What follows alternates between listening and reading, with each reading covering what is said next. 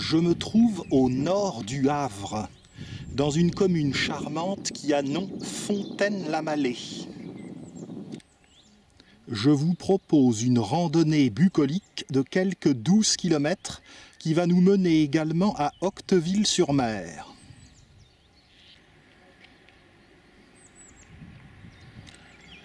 Ce circuit s'intitule les bassins des vallées. À la mi-avril, les saules commencent déjà à être bien feuillus. Un totem indique le plan du circuit. À présent, descendons la rue du Mougnan.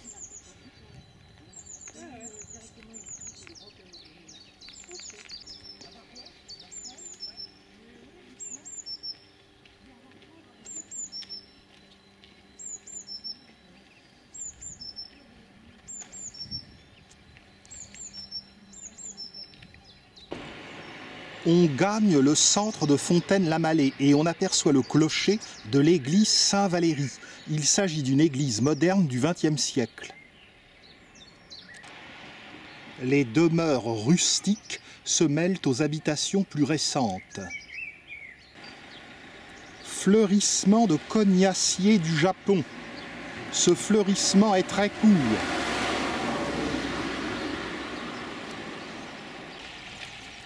Belle grappe d'euphorbes dans cette propriété.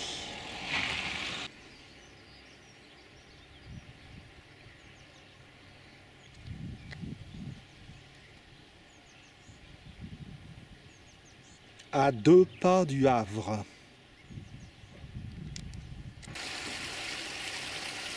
Un petit ruisseau. Il va sans doute rejoindre la Lézarde. La Lézarde étant une rivière qui coule à Montivilliers et Harfleur, près du Havre.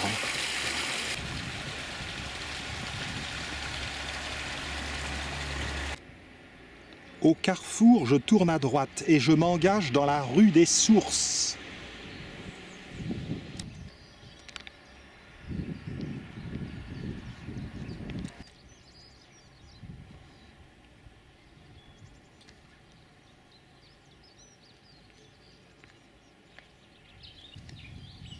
Jolie maison qui séduit l'œil.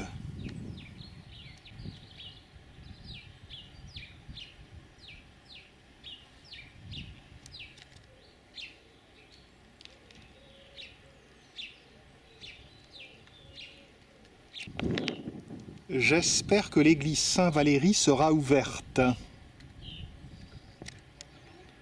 Fontaine-la-Mallée est clairement située dans un vallon. Les murs de ces maisons construites avec des galets sont similaires à celles que j'avais vues l'an passé à Sainte-Adresse. Nous allons tourner pour rentrer dans le centre de Fontaine.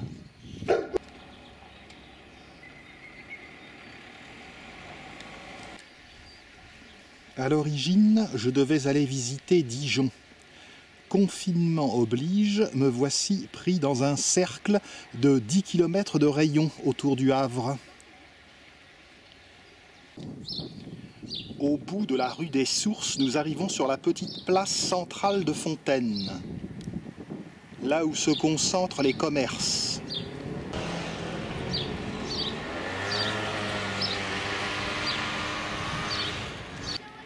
Je fais un petit crochet pour voir l'église Saint-Valéry.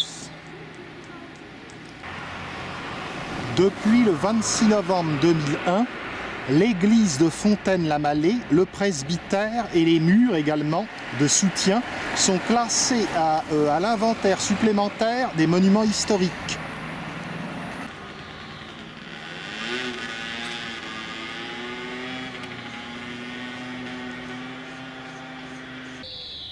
L'escalier lui-même est classé.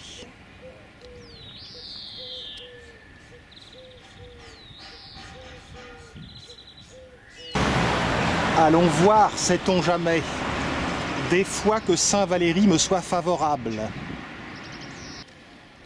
Comme on pouvait s'y attendre, l'église est fermée.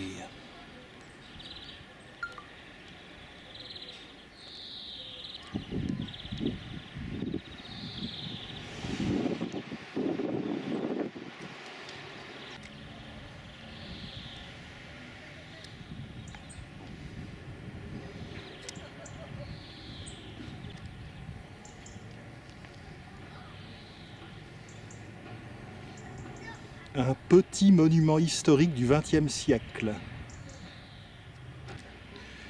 À présent, redescendons cette petite butte et reprenons notre chemin.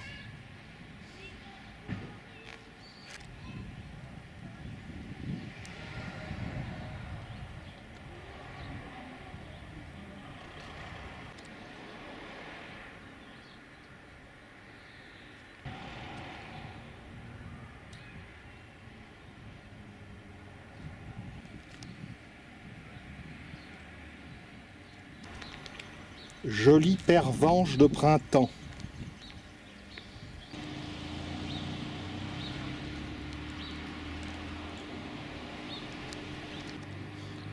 Gagnons la placette centrale par ce petit chemin bordé de photinia rougeoyants. On voit tout de suite que le printemps prend ses quartiers.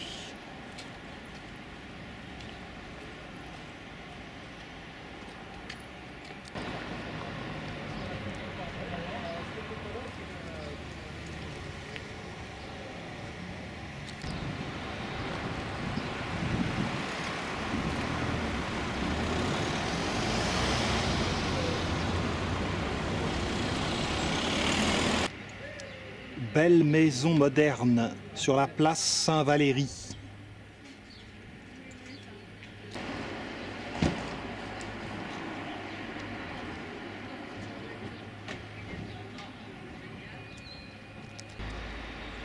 Sur notre gauche,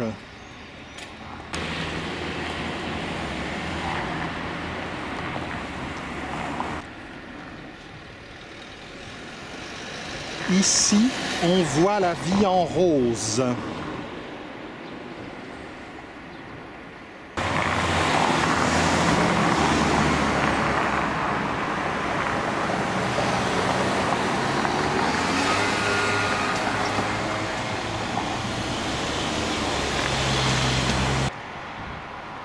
Ce doit être l'avenue Jean Jaurès, il n'y a pas de plaque.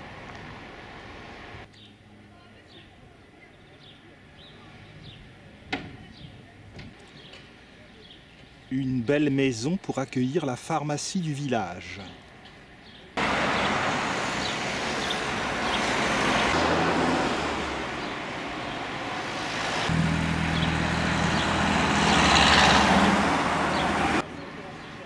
Camélia.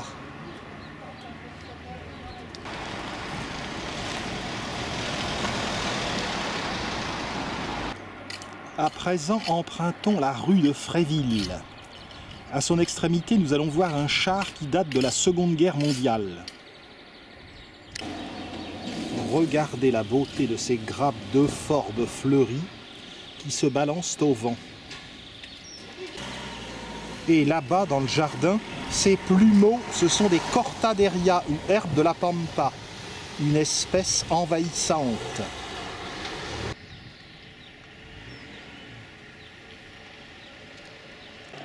Fontaine continue de se construire.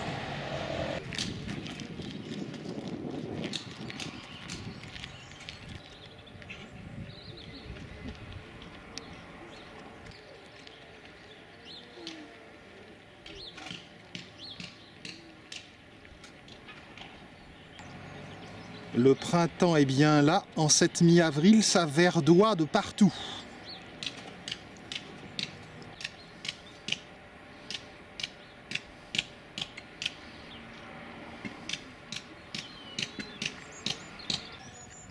L'église Saint-Valéry.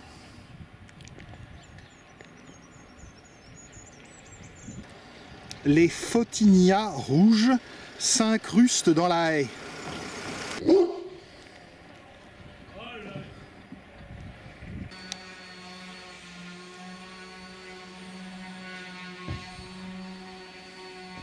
Bien que située à l'écart du Havre, Fontaine-la-Mallée a eu à subir les conséquences de la guerre. Le village a reçu beaucoup de projectiles le 8 septembre 1944. Beaucoup de morts, beaucoup de blessés et la mairie-école a été détruite. 2 jours plus tard, le 10 septembre, l'assaut final était donné sur Le Havre. Nous sommes parvenus sur le plateau. Bientôt le char sera en vue. Il s'agit d'un char qui a été offert par le musée de Bovington.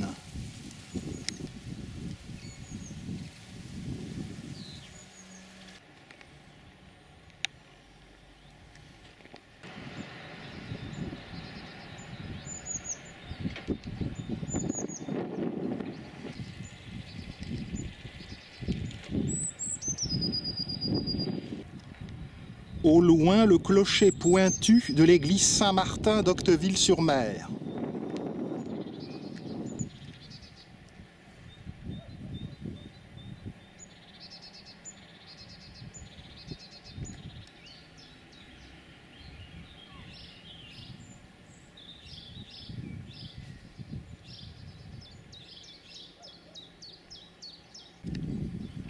La campagne havraise. La petite balade bucolique se poursuit.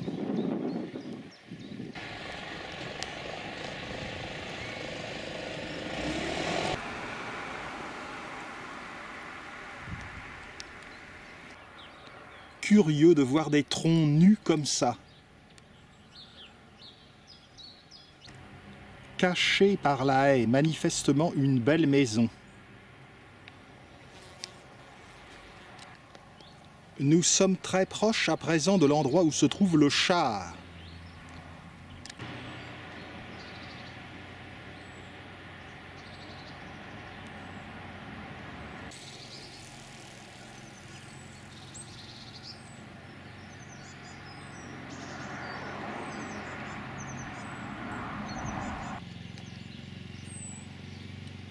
Fréville est le nom d'un de ces hameaux dont la campagne cauchoise au nord du Havre est jalonnée.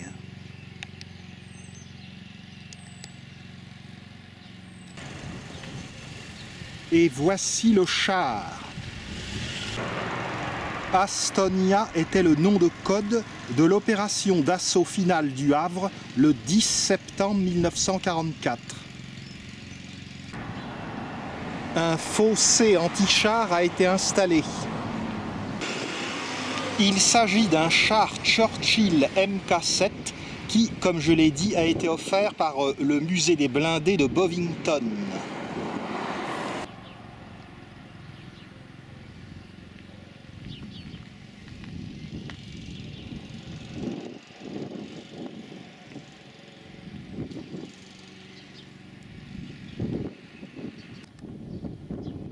Dans le lointain, de belles Normandes vaquent à leurs occupations.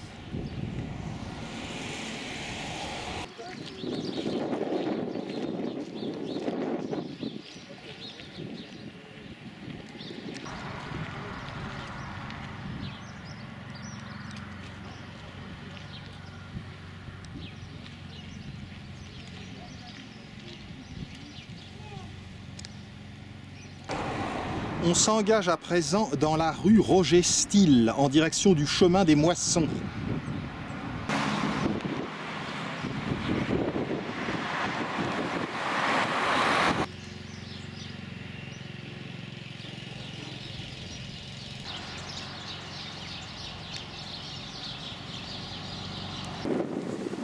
Des cognaciers du Japon vus de près.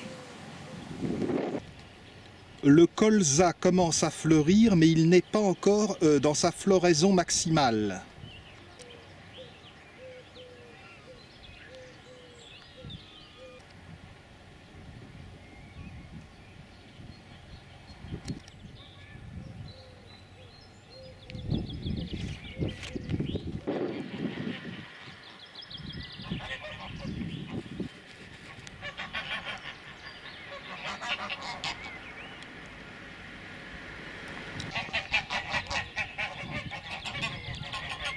Sûrement un langage codé.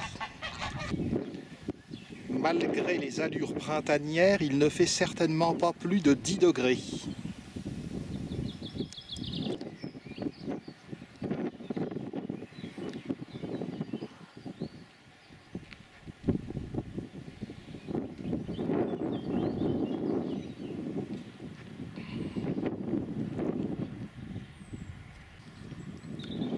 Après ces arbres, nous allons arriver à proximité d'un de ces bassins qui donne le nom au circuit. Vastes horizons de la campagne cauchoise qui plaisaient tant à Guy de Maupassant.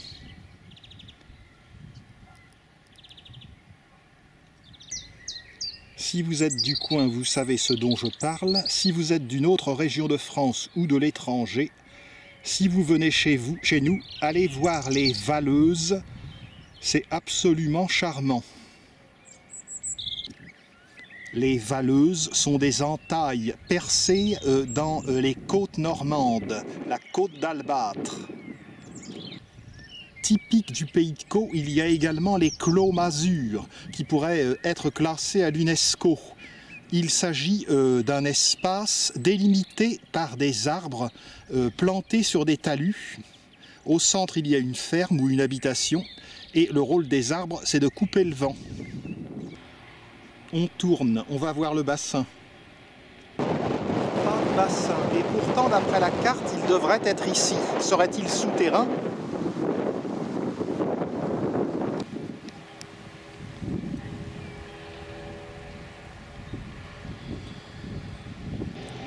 Il y a une plaque ici. Est-ce que cela accrédite mon hypothèse d'un réservoir? Belle demeure ancienne, et vous remarquerez que l'appareillage de pans de bois repose sur un système de briques et de pierres.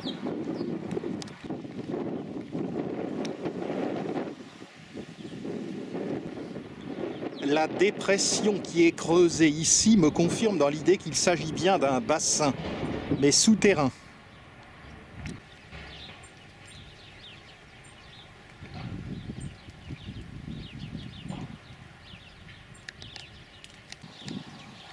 Ces dames sont toutes interloquées de m'apercevoir. Elles sont déçues que je passe si vite. Elles pensaient que j'allais leur demander leurs sentiments au sujet de la politique agricole commune, très probablement.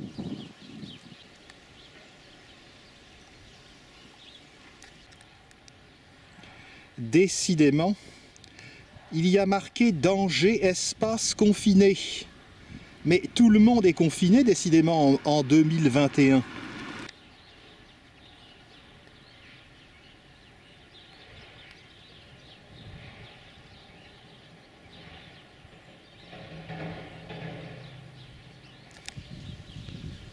À cet endroit, la promenade est particulièrement sympa.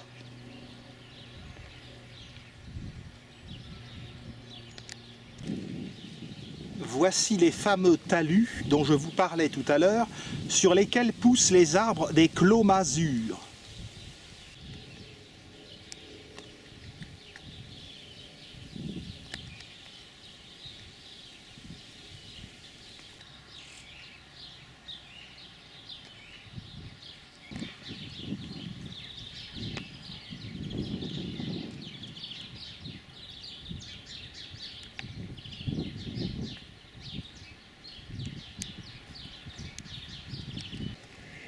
Les forsythias vont bientôt défleurir.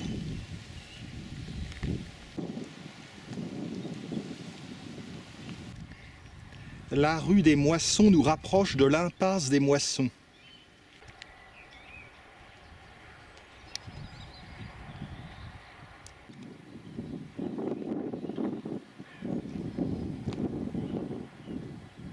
Déjà le temps de l'aubépine. Crataegus oxyacantha avec ses propriétés qui modèrent les battements du cœur irréguliers.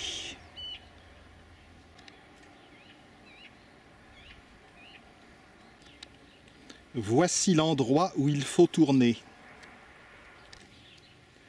Ça n'est pas goudronné souvent.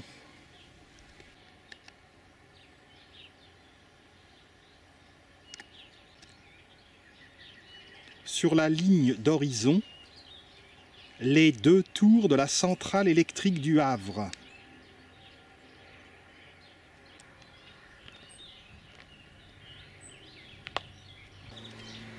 Un peu plus loin, la maison aux camélias.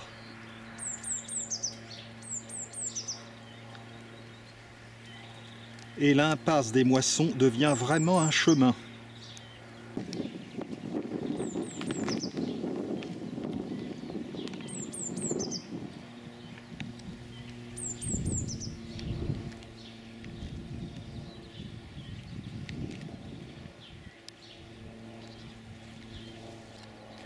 Le camélia fait ami-ami avec un magnolia.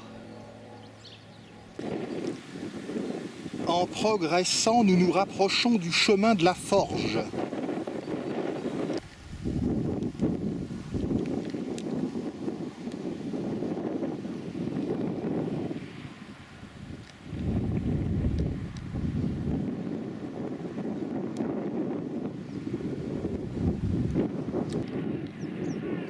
La route de Montivilliers.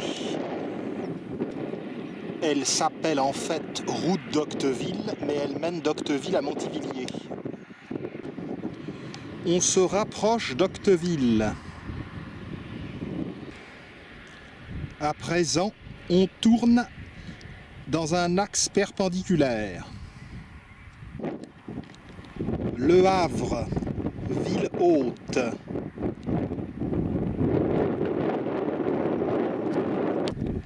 Regardez comme mon sentier est bien tracé.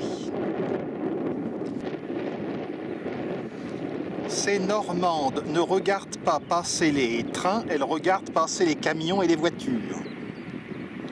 Il faut bien s'occuper.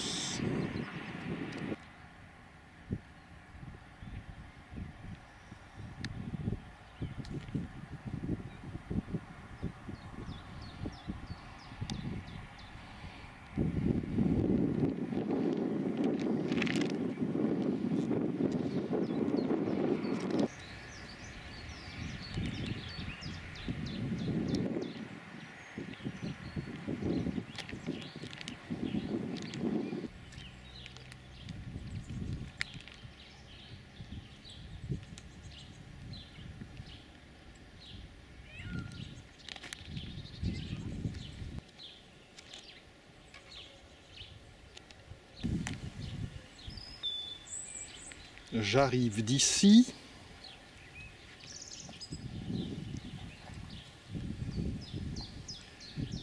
Et je repars tout droit.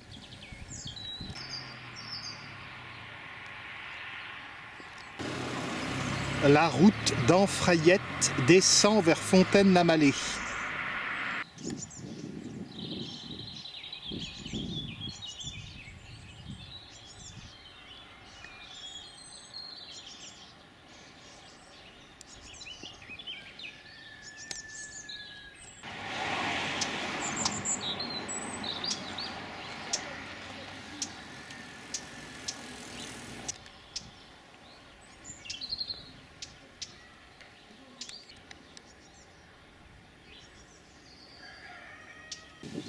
Des empreintes significatives.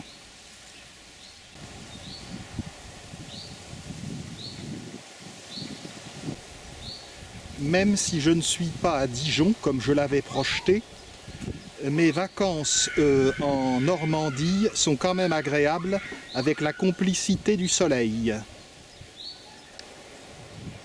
Avec un peu d'imagination, rêvons que je sois dans le vieux quartier de Naples. Direction Octeville-sur-Mer.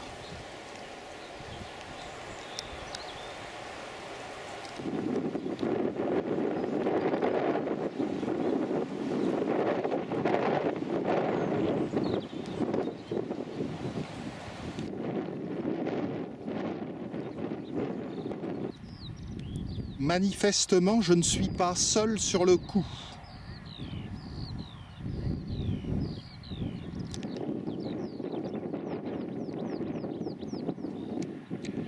Nous rencontrons le chemin rural numéro 11 et nous suivons les promeneurs et randonneurs, nous nous dirigeons vers le sud. Vue sur Octeville.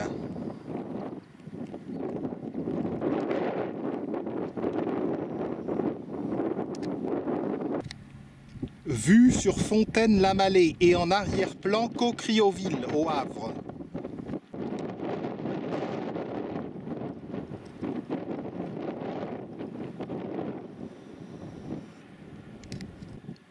Allez, dunaire. Mais voici enfin des bassins à ciel ouvert. C'est curieux, il y a des petites îles sur le bassin.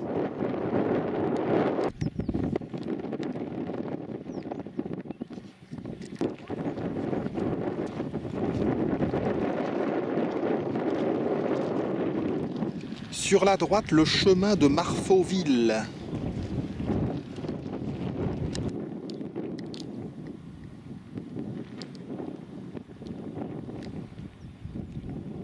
Direction Octeville. Je ne sais pas si ce sont des îles aux oiseaux, comme sur le bassin d'Arcachon, mais en attendant, il n'y a pas de cabane tchanké dessus. Octeville sur mer et sur bassin.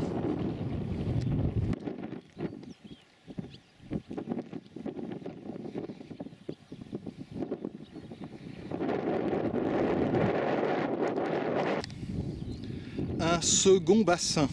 Le nom du circuit est bien justifié.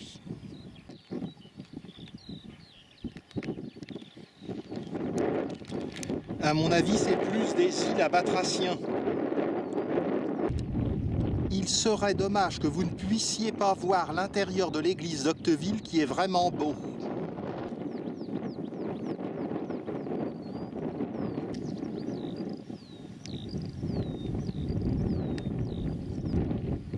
On approche. Zone industrielle d'Octeville-sur-Mer.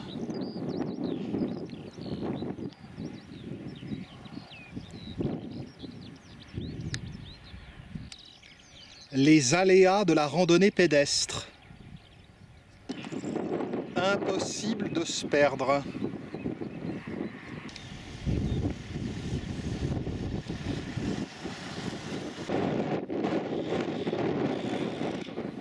On se trouve à côté d'un nouveau bassin avec sa roselière.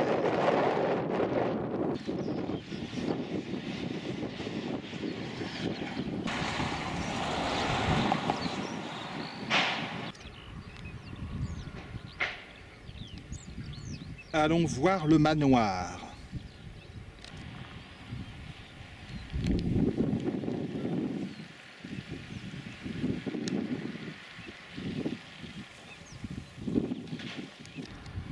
Bon, en même temps, je n'avais pas l'intention de faire trempette. Et aujourd'hui, avec le ciel, je ne pense pas qu'il y ait un orage.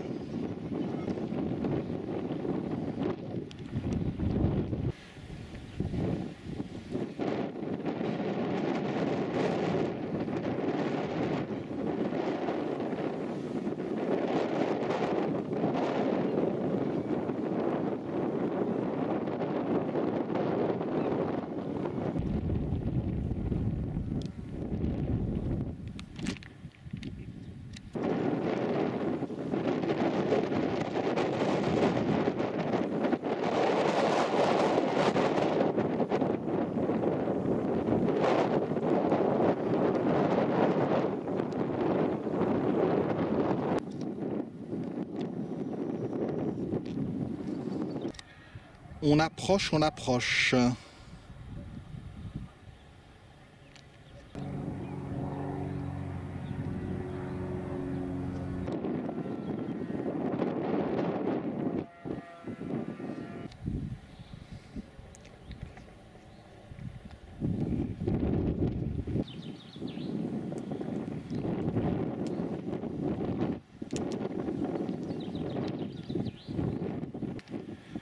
Le Havre Caucriauville.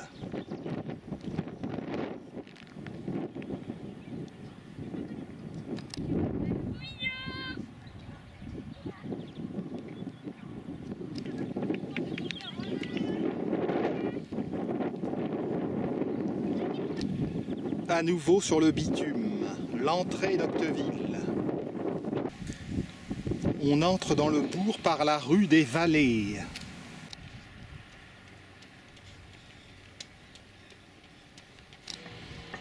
Tournons sur la droite pour rejoindre le centre du bourg.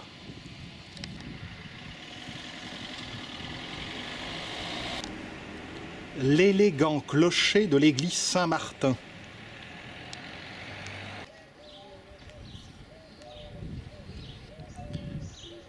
Sur la droite, on a accès au manoir d'Octeville. Essayons de voir si on peut jeter un petit coup d'œil.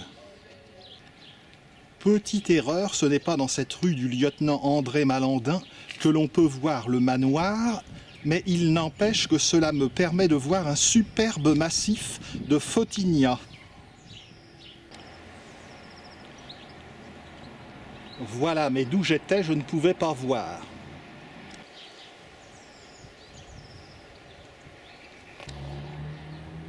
Le chevet de l'église Saint-Martin.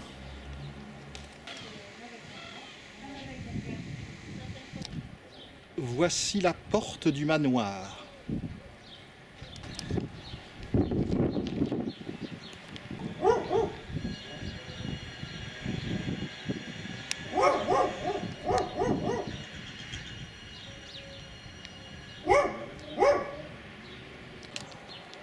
À présent, allons examiner l'église Saint-Martin. L'église d'Octeville-sur-Mer est bien soignée.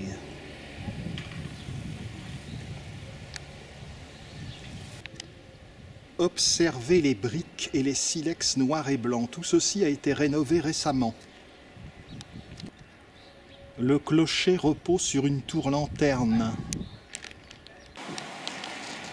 Gothique flamboyant. L'église se trouve sur la place du Général de Gaulle qui domine les commerces.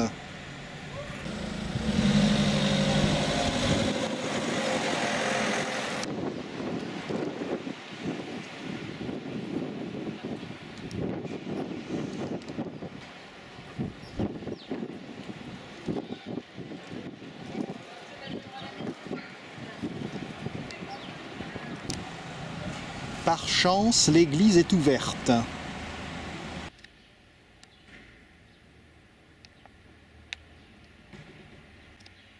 Comme souvent en Normandie, observez la voûte en bois, comme une cale de navire.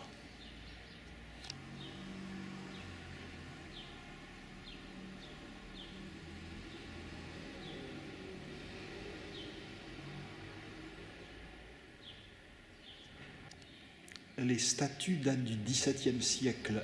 Voici une vierge à l'enfant.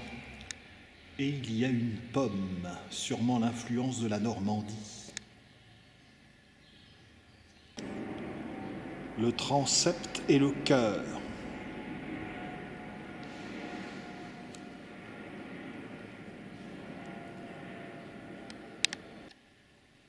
Croisillon sud. Saint-Martin à cheval.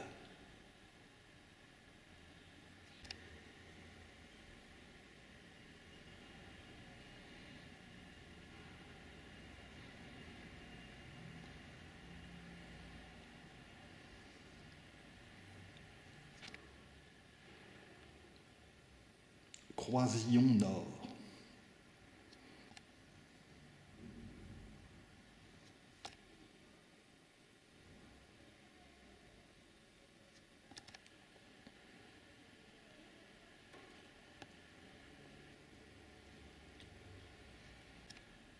Il y a même des stalles dans cette église. Outre Saint-Pierre et Saint-Paul, les vitraux du chœur sont dédiés à Saint-Barthélemy et Saint-Supplix, du nom des paroisses voisines.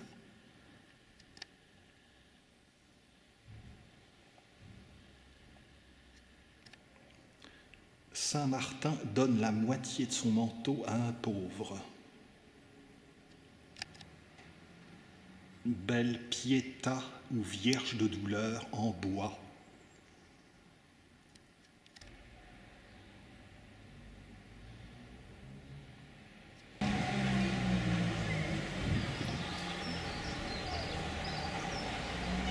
Mais il faut regagner Fontaine-la-Mallée.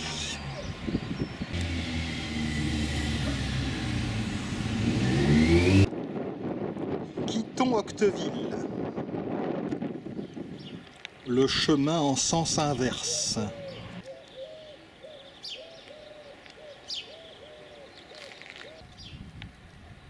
Bergenia.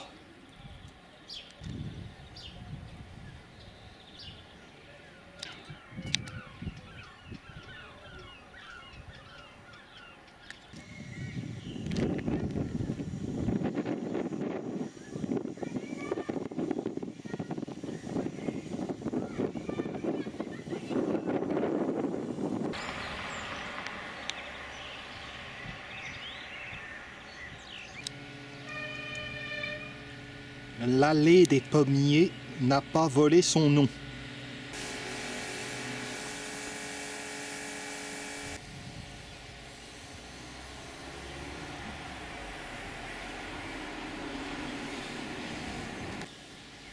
On prend la rue des Jardinets. Une belle résidence à Octeville, le Clos d'Albâtre. Nous rattrapons la rue René-Rasse, engageons-nous prudemment. Avril, le temps des jacinthes.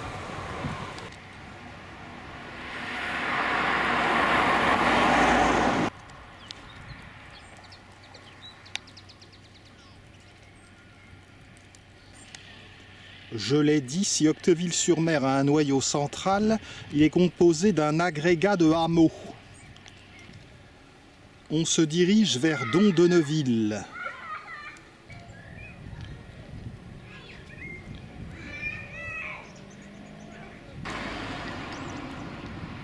Forsythia. Les photinias commencent à fleurir.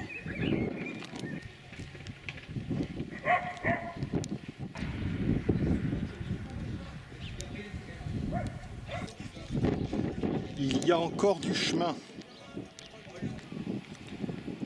Pressons, le couvre-feu est à 19 h.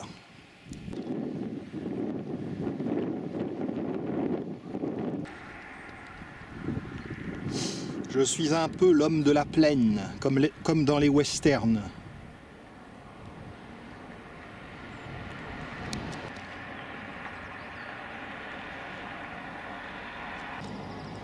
Je suis parvenu à un joli carrefour, celui du chemin des 4 fermes. Mais je vais tout droit. Jolie grappe de pervenche. Je poursuis sur la gauche, route de Dondonneville.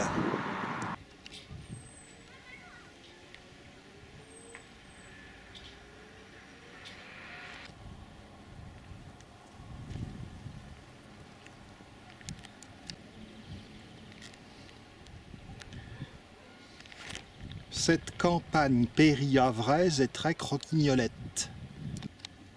Profitons des dernières primes verts, l'époque se termine. Et là, on dirait des petits muscaris. Nous allons aboutir rue de la Saint-Fiacre.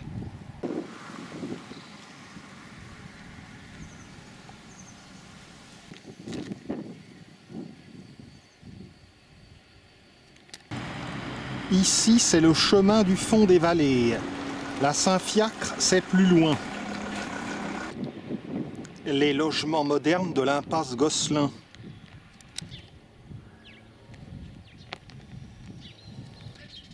C'est à droite, la rue de la Saint-Fiacre.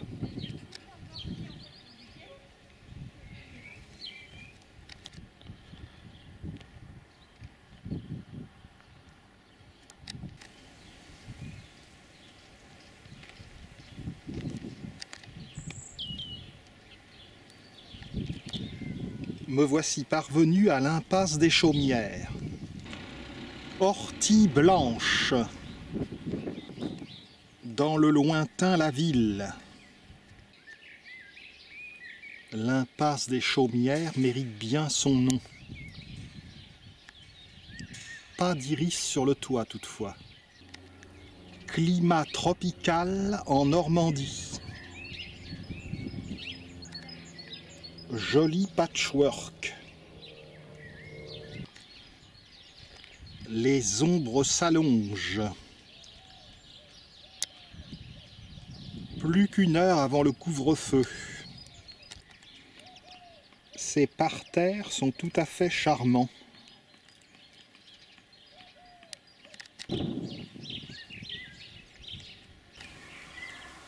Une vue sur un superbe pylône. Que demander de plus?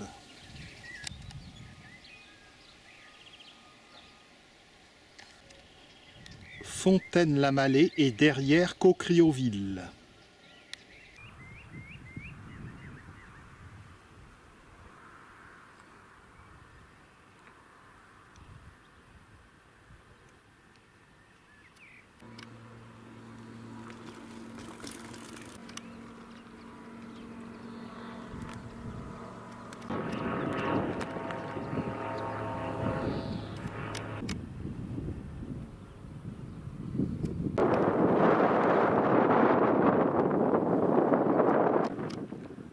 Le chemin rural 10 où je suis m'emmène vers les monts Trottins.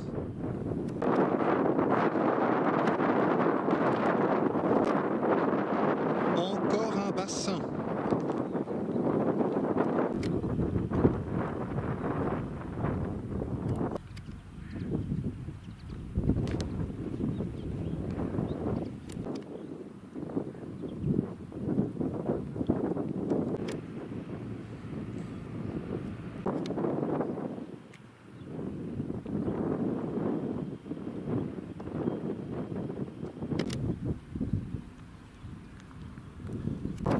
Je coupe la rue des monts Trottins et je poursuis tout droit. C'est le chemin de Fèvretot.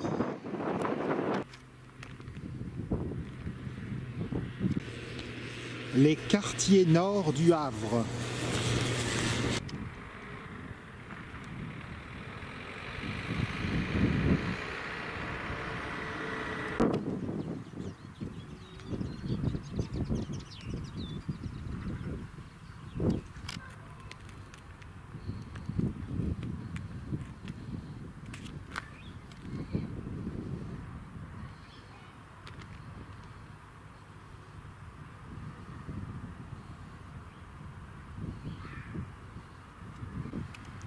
Je vois le clocher de l'église du Sacré-Cœur. J'habite juste à côté. Le bruit indique que je suis au niveau de la voie rapide. Mais je ne vais pas l'enjamber, je vais tourner à gauche, rue du Bois.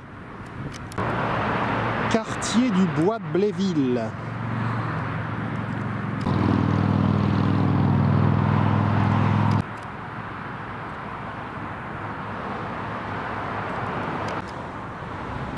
Une voie verte, une heureuse initiative qui se développe de plus en plus.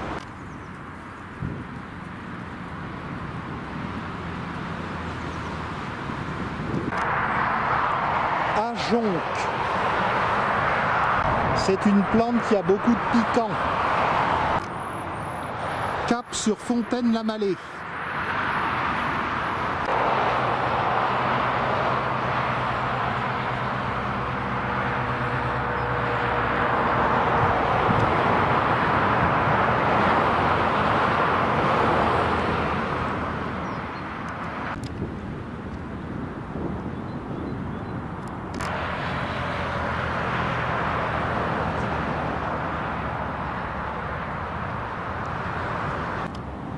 Rue du Hameau. Je n'ai plus qu'une demi-heure, vite.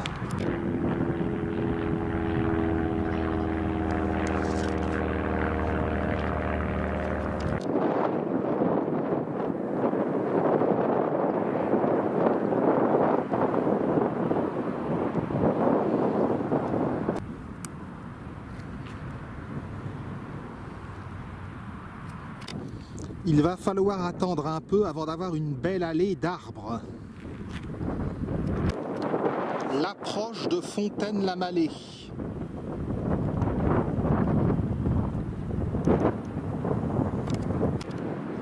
La vue sur Caucriauville, quartier de ville haute du Havre. Je peux voir la flèche de l'église moderne, l'église Saint-Valéry de Fontaine. C'est bon signe, j'arrive.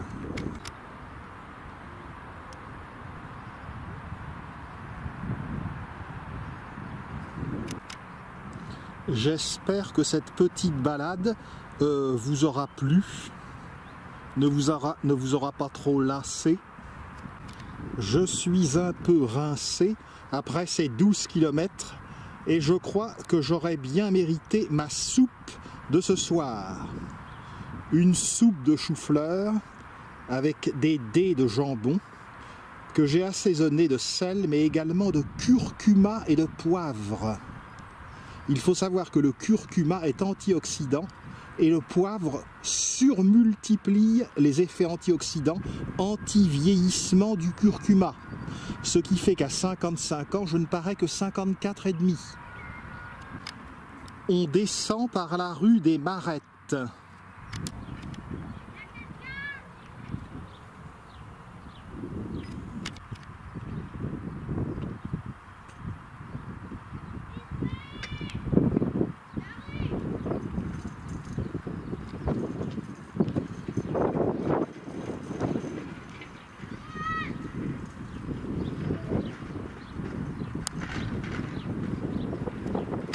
J'aime mieux sur la fin la prendre en descente.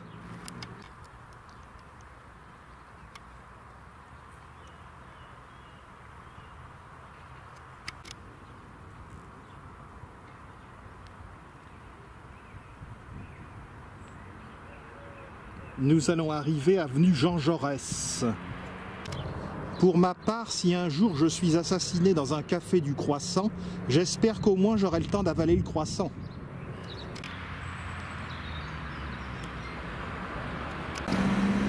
Voici la rue Jean Jaurès, on la traverse, tout droit.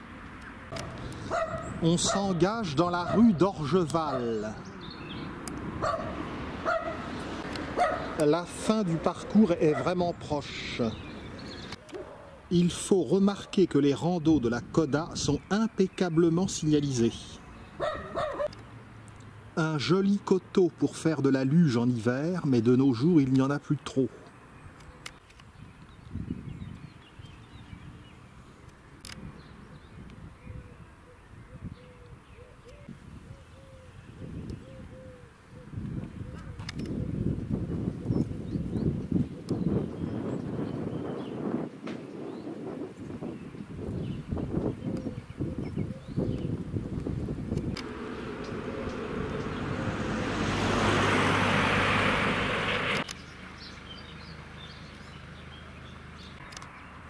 Le parking, c'est par ici.